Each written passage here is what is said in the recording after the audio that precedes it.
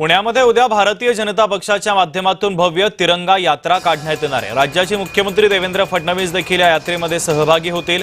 स्वातंत्र्य दिनाच्या पार्श्वभूमीवर तिरंगा रॅलीचं आयोजन भाजपने केलंय। रवींद्र चव्हाण यांची देखील तिरंगा यात्रेला प्रमुख उपस्थिती असेल। तिरंगा यात्रेमध्ये नागरिक, तरुण आणि विविध क्षेत्रातील मान्यवर मोठ्या संख्येने सहभागी होणार आहेत।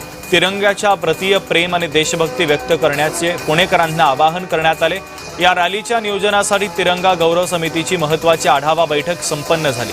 रॅलीचा मार्ग, कार्यकर्त्यांचा सहभाग आणि विविध जबाबदाऱ्यांबाबत बैठकीमध्ये सविस्तर चर्चा झाली।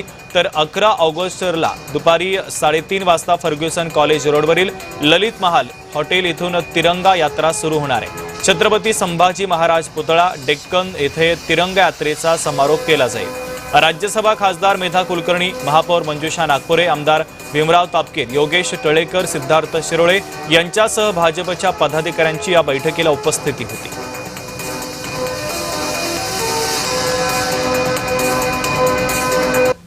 15 ऑगस्ट भारतीय स्वातंत्र्य दिन आणि काल झालेलं 9 ऑगस्ट करो या मरो भारत छोडो या सप्ताहामध्ये संपूर्ण देशात आपल्या तिरंगा रॅलीच्या माध्यमातून देशप्रेमाचं वातावरण तयार झालं पाहिजे या दृष्टीनं या रॅलीज काढलेल्या आहेत। आज मुंबईच्या रॅलीमध्ये मी जाणार आहे, उद्या पुण्याच्या रॅलीत जाणार आणि 14 तारखेला छत्रपती संभाजीनगरच्या रॅलीत मी जाणार।